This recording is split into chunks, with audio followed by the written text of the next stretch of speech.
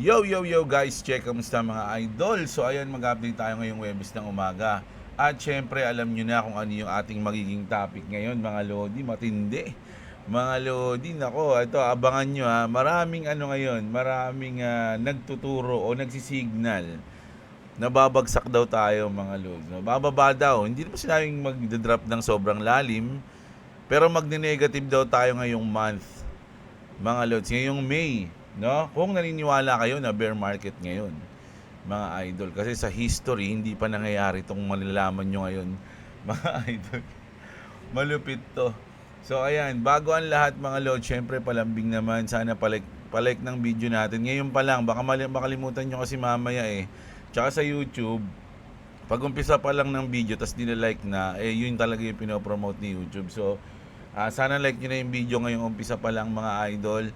Malaking tulong yan sa channel natin. At syempre sa gusto ng ganitong content, everyday news update, no? Sa trending news, crypto, global, subscribe na kayo sa channel natin, okay? So let's go. Start na muna tayo. Pwedeng maraming reason at isa daw to sa mga reason kung bakit nagiging uncertain yung ating chart o yung ating market, no? Kasi hindi pa alam kung matatapos na ba o hindi ba matatapos yung gera dyan, no, sa Iran, kasi malapit na daw eh. Sabi nga dito ng White House, sabi ni Trump, assuming Iran agrees to give what has been agreed to, which is perhaps a big assumption, the already legendary epic fury will be at the end, sabi dito. And the highly effective blockade will allow the Hormuz Strait to be open to all. No, once na maging open 'yun, lahat 'yun, pati sa Iran open 'yun, mga Lodi. No, including Iran. Ayan, if they don't agree, the bombing starts. Ito yung pinaka pwede ring mangyari, no? Kapag hindi sila pumayag, pag pumayag sila, bukas maayos na. No, pati sa Iran bukas na rin 'yun. Pero pag hindi sila nagkaroon ng agreement, 'yun na, babakbakan na sila ng US. No?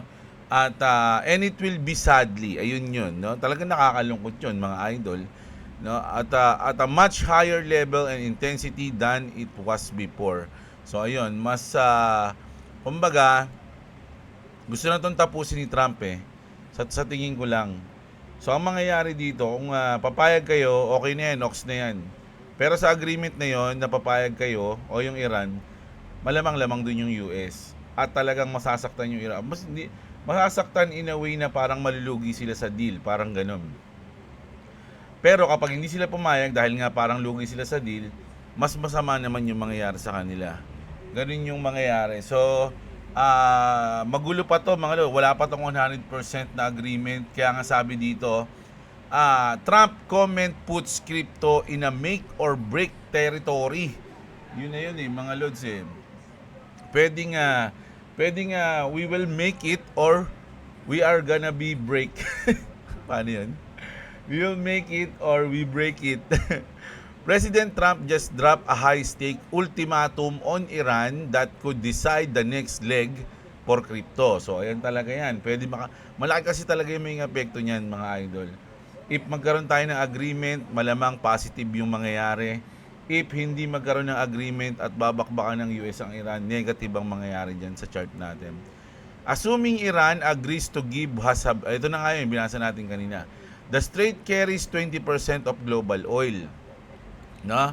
Peace means lower energy price and risk on flows into Bitcoin and altcoins. Escalation means oil shocks, inflation panic, and potential liquidation cascades across crypto. So once na maayos to mga Lodi, peace, pag nagkaroon ng peace means, ano yung ibig sabihin nun? Lower energy price, bababa talaga yung presyo ng langis, and risk on flows into Bitcoin and altcoins. No, kumbaga dadalo yan sa risk asset tulad ng Bitcoin at ng mga crypto, mga idol. So magkakaroon tayo ng positive pag nangyari yon. Pero pag nagkaroon tayo ng escalation, mga Lodi, means oil shock, no?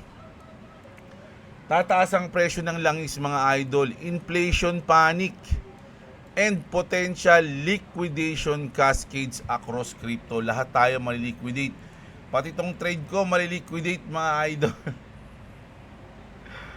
Pati yung trade natin is maliliquidate, mga lodi, no? Kita nyo naman, ayan, maliliquidate yan. Masayang yung ating 9,000 at 23,000. Maliliquidate yan. Ganun yung sinasabi dito, mga lodi. So, kaya nga make it or break it to mga idol So, andun tayo sa territory na yon. Nako, delikado, mga lods. So, sabi nga dito, the last 24 hours has been quietly monumental for Bitcoin. Kasi nga Sailor contemplates never sell while BTC tag 82,300 all against a backdrop where the Strait of Hormuz remains closed at Trump and Iran continue to dig in. Kasi nga, siguro, alam din ni Michael Saylor, no, na pwedeng mag-make it or break it tayo dito. At alam nyo naman na sinasabi ni Michael Saylor na kahit kailan hindi sila magbebenta, kahit mag-zero pa yung Bitcoin, bibili nila yan lahat. Ganun yung sinasabi, mga idol. Pero nagkakaroon kasi ng issue o mga chismis na magbebenta daw sila ng Bitcoin, no?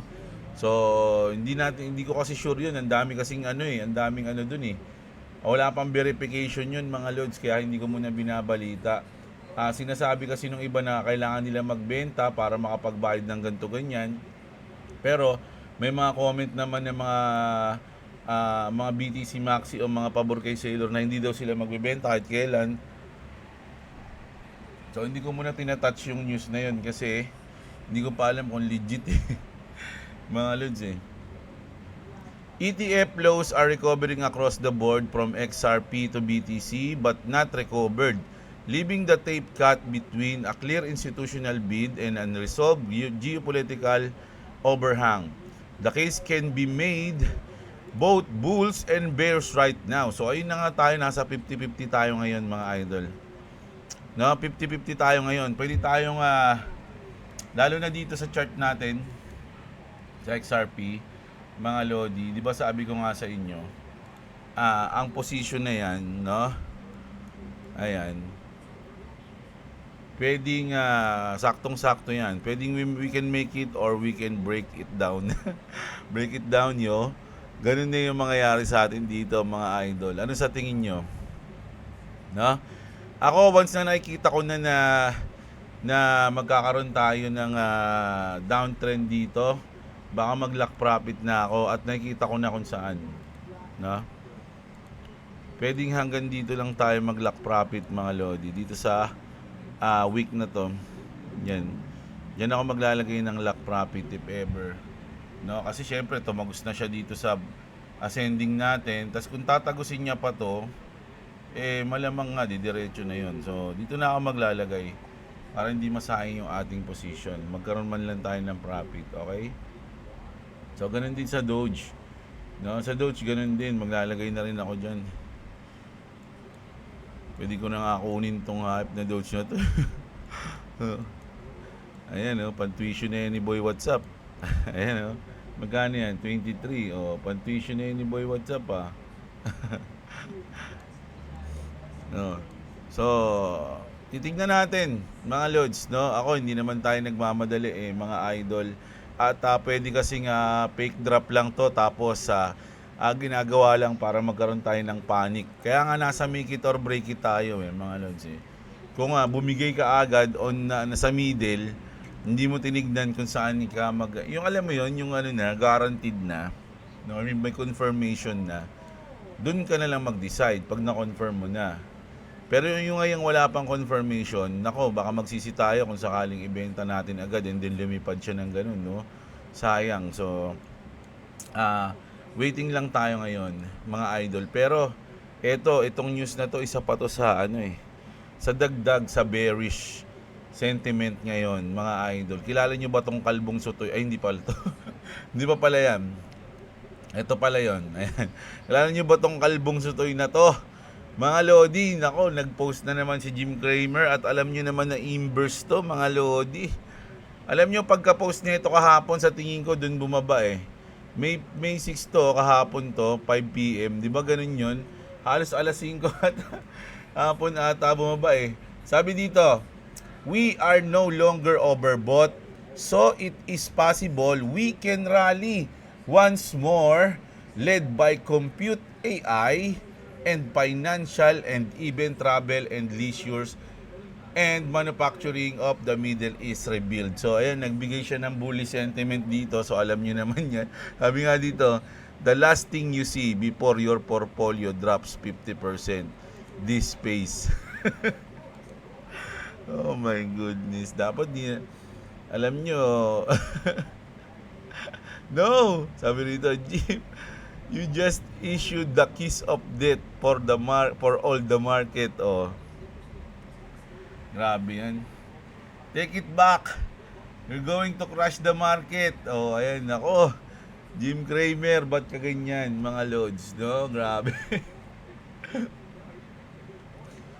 Tapos ito, check nyo to ha. Ito yung sinasabi kong history, mga idol. Kasi sa bear market, mga lodi, hindi pwedeng nangyari na merong 3 consecutive months, no, na green yung market, mga lods, no? Hindi pa nangyayari yon sa bear market. So kung sinasabi nyo na bear market na ngayon, hindi pwedeng mag-green yung May. Kasi green na tayo ng March, green na tayo ng April. Pag nag-green tayo ng May, ibig sabihin, hindi bear market ngayon. Pero dahil nga bear market, so dahil nasa first week pa lang tayo ng May, asahan nyo na baka mag-drop ang May natin. Ganun yung sinasabi dito sa history na to, mga lods. No, sabi dito, BTC has never closed 3 consecutive months in the green during a bear market year. Okay, it has never happened. This time likely won't be different. Bearish for Bitcoin. So, parang pinakagat lang ba tayo dito yung fake pump na to, and then magi-green din tayo all the way this May, mga idol. At sumang-ayon naman dito si Grok, no? Sabi dito ni Grok, yes, the core historical claim is accurate. In the bear market, years of 2014, 18, and 22, Bitcoin never closed 3 consecutive green months or positive monthly returns, no? Hindi nangyari 'yon. The video uses CoinGlass data to highlight the pattern and notes that 2026 March April already green. Would be the first time if May closes green too. History suggests it often fades but it's not guaranteed. So, mga idol nasa first week pa lang tayo ng May. So, meron pa tayong ilang araw pa, mga lodi, para umabot tayo ng pula o mag-negative tayo. Meron pa tayong 3 weeks. No? Meron pa tayong 3 weeks para bumagsak yung May. Ganun yung sinasabi dito, mga idol Kasi yung ibang tumitingin sa mga history ng chart tulad na mga ganito, kasi syempre history to na, hindi pala nangyari yun. Pwede nang mag-short yung mga, minsan binabasihan to ng mga traders para mag-short sila. Halimbawa, balay nyo, ito na yung start ng drop, no? Ito nga drop na to. Pwedeng ito na yung start. So kung naka-position ka man, 'di ba? Dito sa part na to, ayan, dito sa part na yan ng short, medyo lamang ka na. Ganun yung sinasabi nila diyan. Pero kung naniniwala ka na magda-drop ngayon, anytime pwede ka mag-short dito. No, kung naniniwala ka, mga lodi, no, do your own research. Di ako financial advisor, Lalo nang huwag kayo umasa akin para bumili, mag-hold o magbenta ng kahit anong coins, mga lodi. Okay? So tayo is nagbibigay lang tayo ng mga opinion at nagbabasa ng mga comment dito at mga balita. So ayun yung sinabi dito. Okay, so anong inaasahan natin ngayon? Magda-drop ba yung May natin? O hindi? No, kasi sabi nila bear market na daw Ngayon, kung nag-green yan at nag-green din yung June natin, ibig sabihin hindi bear market ngayon. Kasi papasok lang tong ganitong analysis kapag naniniwala ka na bear market ngayon, di ba? So ganun yan, mga idol. So ano naman sabi nyo dyan? Comment nyo. Tapos ito naman, naku, grabe tong utya. Sino meron nito? 20,000 naging $1.4 million, mga lodi, onton. According to data from Arkham, one trader on Ton blockchain with a single 67x return trade over 18 months ago, mga loads. No? So itong UTIA, ayan, tinignan natin yung UTIA kanina, mga lodi. Grabe, umabot siya ng ano ba yan, batang umabot siya ng ilang percent yun? Ito, from 0.4, mga lodi, ito 3 months kasi ito eh. Pero dito natin tignan ha. O, ayan. So, nandito tayo sa May 1. So, sabihin na natin May 1. O, tapos May 5. O, ano, kung May 5 pala, anniversary namin to. Kaya wala akong upload. So, kung naglagay ako dito. O, piso. O, ngayon, ano na siya. Kasi kung titignan nyo sa max yan, mga lodi, ang tindi ng angat niyan. O, yun, boom. Kita nyo? O, from April 10 pala dapat. From April 10, 0.3. Imagine 0.3, mga lods. Oh.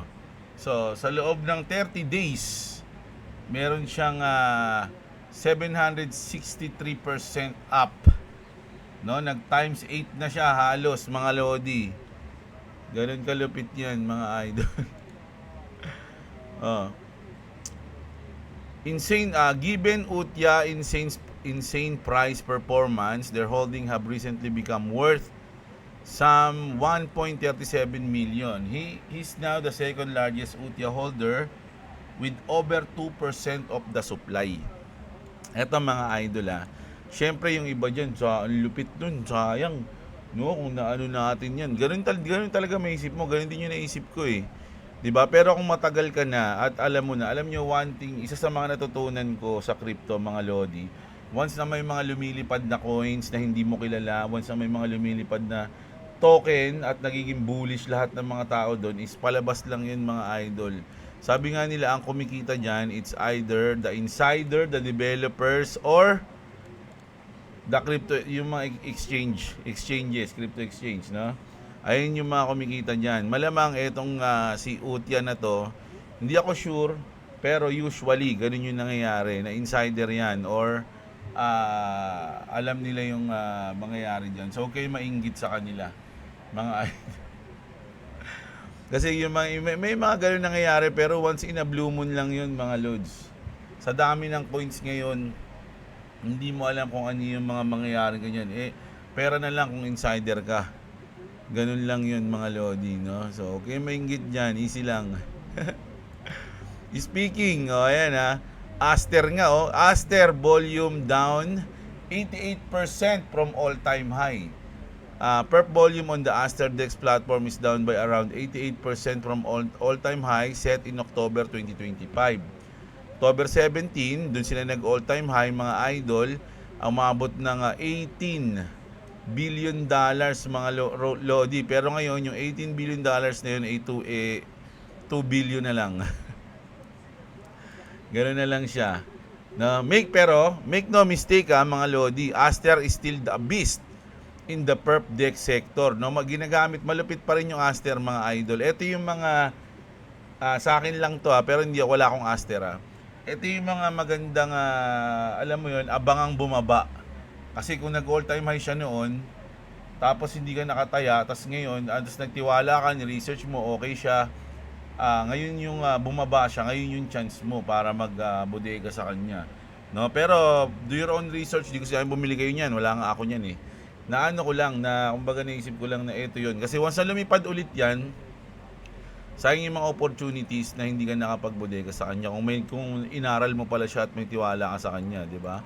So ganun yan, kasi may utility naman yan mga idol, hindi naman siya meme coins, di ba? Speaking of meme coins, Shiba Inu quietly stacking wins. Alam niyo yung Shiba Inu ngayon, marami na nag-hold ngayon, mga lodi. Isipin nyo, 3 million holders na, no, yung SHIB. Kumbaga yung SHIB army lumalaki kahit na bumababa yung presyo ng Shiba Inu, pero maraming nag-hold. Hindi siya yung pailan-ilan lang na mga whales. 'Di ba? Talagang community siya. Madami, 3 million holders, mga idol. So, Shibarium has crossed 1.4 billion transaction and rolled out the SHIB Alpha Layer Alpha 3 roll-up framework that lets developers spin up custom roll-up with Treat. Etong Treat, isa rin to sa mga coins, no? Meron silang Treat staking, na The fully homomorphic encryption upgrade with Sama scheduled for, kasi mayroon silang mga darating na event mga lods So siguro dahil doon. Pero good news to, lalong-lalo na sa mga Shiba Army, mga idol, no? So ayan, grabe. Speaking of another meme coin, Dogecoin ETFs are back in action. So nung nakaraan wala man lang transaction volume yung Doge ETF no. Ngayon meron na. Bumalik na sila. Yesterday, May 5, so net inflows to spot Dogecoin ETF to tune of more than $400,000. This constitutes the first day of activity since last month on April 27 when around $460,000 flowed into the ETF. So nagkakaroon na ng movement, mga idol, yung ating Dogecoin ETF, which is good yan mga lods. Kasi once na nagkaroon tayo ng uptrend mga idol, yung mga may ETF, magkakaroon ng malulupit na inflow yan mga lods, no? So ngayon medyo medyo mabagal pa lang tayo ngayon. Pero imagine mga lods, nandito tayo sa bottom, no? Maraming mga traders, investors, no, ang matagal ang hinihintay para lang ma-experience, no, yung range ng bottom. Tapos ngayon nandito na tayo mga lodi, tapos nagpapanik selling ka. Ang kulit mo pala nun pag ganun, no? So mas maganda, bodega lang tayo mga idol, no? Yan sabi ko nga, kahit hanggat maaari sana, huwag na kayo mag-trade bodega na lang no? So, pero syempre marami pa rin makukulit talaga. Yung iba kasi doon kumukuha ng pambodega sa trade, ganun din yung ginagawa ko So bahala kayo ayan Speaking of ETF mga lodi ng Dogecoin, spot XRP ETF explode with 11.3 million inflows. Spot XRP or Ripple ETF in the US have shocked the industry with colossal net inflows of 11.28 million on May 5. While XRP ETF have seen consistent and impressive flows in recent weeks, yesterday represented the biggest daily inflows since April 17 when 13.74 million flowed o dumaloy into the products mga idol, no? As of the latest data, spot XRP ETF now holds 1.09 billion or 1.24% of XRP's market cap. So talagang solid yung ETF ng XRP mga idol. Yung epekto ng ETF mga lodi, yan? Hindi yan yung isang bagsakan lang na epekto. Slowly yan mga lods, no? So malalaman natin at mararamdaman natin yan sa mga futures pa mga lodi, no? So ito naman, ang ganda ng news na to mga lodi. Sabi nga dito mga idol, yung Ondo Finance, Kinexis by JP Morgan, Mastercard, and Ripple successfully completed landmark pilot transaction connecting the XRP ledger interbank settlement rails. Grabe yan mga lods, no? So have settled the cross-border and banks in near real time and outside traditional banking window. So nangyayari na to mga lods, no? Yung system mismo globally ginagawa na nila, no? Ondo process Ripple's OUSG redemption on XRP ledger. Sa XRP ledger tumatakbo yan. Mastercard's multi-token network routed instruction to Kinexis. Paano ba sa ito? Kinesis? By JP Morgan delivered USD to Ripple Singapore bank account. Tokenized asset and no longer separate from global financial system. So ito yung gusto kong basahin mga lods, yung post ni Vincent Van Gogh, no?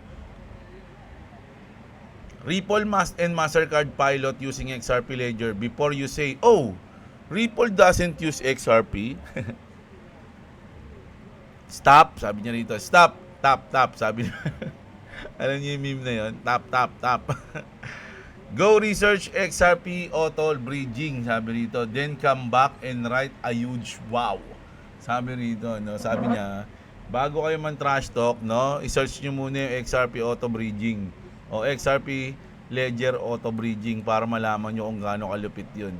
Of course, most anti-XRP narrowheads will say it's a crap and nothing This post is for the, ano yung sabihin nito? Mother, fathers kasi naisip ko dito. Who knows? We getting closer inch by inch and day by day. So, napakalupit na ano nito, pangyayari mga loads, no? So, yung innovation, lalo na sa global payments, mga loads, grabe. At nasa gitna niya ng XRP and XRP Ledger. So, goods na goods yan, mga loads, no? Pero ito yung isa sa mga parang ano ngayon, sinasabi nila, no? Na distraction pala yung nangyayari sa oil crisis, no? The oil crisis was the perfect distraction from the biggest wealth transfer in history. So ngayon, dahil nga nangyayari yon, yung sa oil, hindi napapansin ng karamihan, no? Na nagkakaroon na tayo ng change sa ating financial system. Retail investors got hooked chasing old world narratives.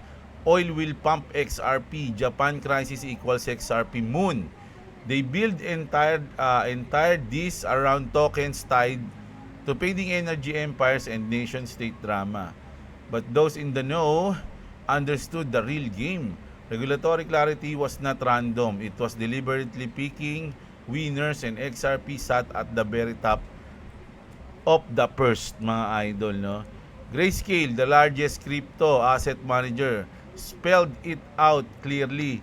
Crypto asset and grounded it in open source software running on network of computers. They are not correlated to oil prices or dependent on one or on any one nation or government. Now connect the dots. Ripple has been quietly hardening XRP against quantum computing threats. Alam natin yan, mga idol, no? Kung yung Bitcoin nagtatakot sa quantum computing, Ripple handang-handa na sila dyan, mga idol. Making the entire ledger quantum proof while traditional finance slips. The banks and legacy systems are not ready, but XRP is, mga lodi, no? Exactly as this person predicted, Japan and India have now signed a major quantum technology agreement. The pieces are falling perfectly into place. Meanwhile, DNA on chain, no, sa XRP Ledger din yan, mga lods, is building quantum proof identification directly on the XRP Ledger, di ba? This is not speculation. This is the foundation of the post-quantum financial system being laid right now. They distracted you with oil because they never wanted you to see the real exit ramp. XRP is the only way out. So, ayun yung sinabi nito ni Pampius, mga lodi. No? So, overall, ngayong araw na to, mga lods, meron naman tayong mga good news. Lalo na pagdating sa mga ETF inflows at sa mga adoption. Pero, sabi nga natin kahapon, na binalita natin na merong lang 48 hours yung Iran para sumagot, no, kay Daddy Trump. Pero anytime pwede na yan mangyari, mga lods, no? Pwedeng mamayang gabi o bukas, pwede na mangyari yon. So ihanda nyo ang sarili nyo, lalong-lalo na sa chart, mga lodi.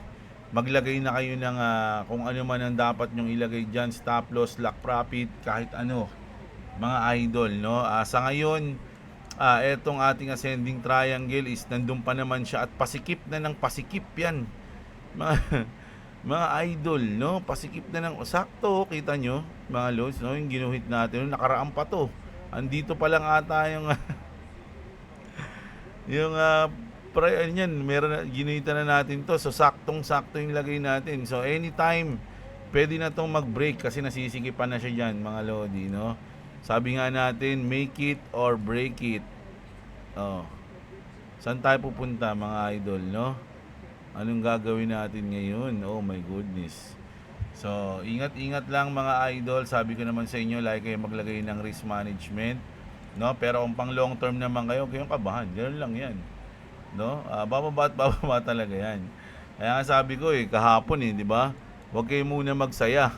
Kasi nandito na siya sa dulo Alam ko mauumpog talaga yun Nararamdaman ko na yun Kaya sabi ko sa video natin, huwag muna kayo magsaya di ba? So ayan na, nakita na natin, mga idol. So ayun lang.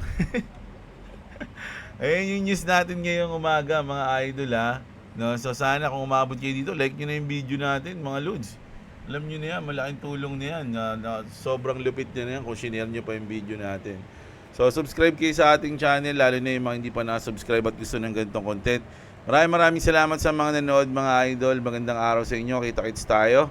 Magandang araw sa inyo at What's up? Subscribe to Clovis Gaming and subscribe to Jebla if you want to subscribe to me. It's in the description. Also, go to the House of Leather. You can get any colors you want. Black, brown, and red. Also, you need a ring and of course, to beat your children. Babayu. Woo!